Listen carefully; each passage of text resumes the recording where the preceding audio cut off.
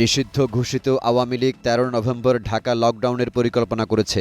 এমন খবর পাওয়ার পর ওই দিন যে কোনো ধরনের সহিংস বিক্ষোভ প্রতিরোধ করতে আইন প্রয়োগকারী সংস্থাগুলো পূর্ণমাত্রার অভিযানের প্রস্তুতি নিচ্ছে।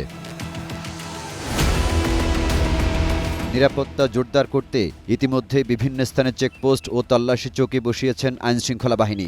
গত কয়েকদিনে ঢাকাসহ সারা দেশে অভিযান চালিয়ে বেশ কিছু আওয়ামী লীগ কর্মী আটক করেছে পুলিশ।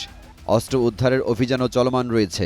শুধু ১৩ই নভেম্বর না, আমরা প্রতিটা দিনকেই নির্বাচনের আগে এবং পরে প্রতিটা দিনকেই আমরা চ্যালেঞ্জ হিসেবে দেখছি এবং এই জন্য আমাদের যে যা করণীয় সার্বক্ষণিক মনিটরিং করা এবং গোয়েন্দা নজরদারি বাড়ানো, আমরা সব কিছু কার্যক্রম চলমান আছে। গুজব যখন যা না ঘটে, এটা ইনিশিয়ালি আমরা একটা কাউন্টার দেওয়ার চেষ্টা করব এবং যখন কোনো বিশৃঙ্খলা ঘটে আমরা একটা আইনি ব্যবস্থায় যাব।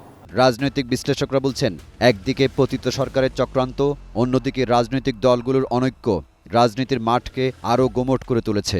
আওয়ামী লীগ তো ব্যাক করতে চায়, কাম ব্যাক করতে চায়। কাম ব্যাক করার জন্য লকডাউনের মতো কর্মসূচি এটা অত্যন্ত খারাপ একটা কর্মসূচি।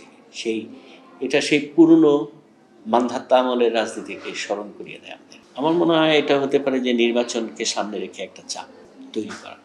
এই চাপ দিয়ে তারা এখন লাভবান হবে না। সবচেয়ে বড় আতঙ্কের জায়গাটা হলো যে মিস ইনফরমেশন, ডিসইনফরমেশন, এটাকে কেন্দ্র করে আপনার একটা সহিংস পরিস্থিতি তৈরি হতে পারে। এদিকে ঢাকা মহানগর পুলিশের উচ্চ পর্যায়ের রুদ্ধদ্বার বৈঠকে মাঠ পর্যায়ের কর্মকর্তাদের বলা হয়েছে, মিছিল বা সমাবেশ নিয়ন্ত্রণে ব্যর্থ হলে তাদের কঠোর জবাবদিহিতার আওতায় আনা হবে। S M Zia, Green TV, Dhaka.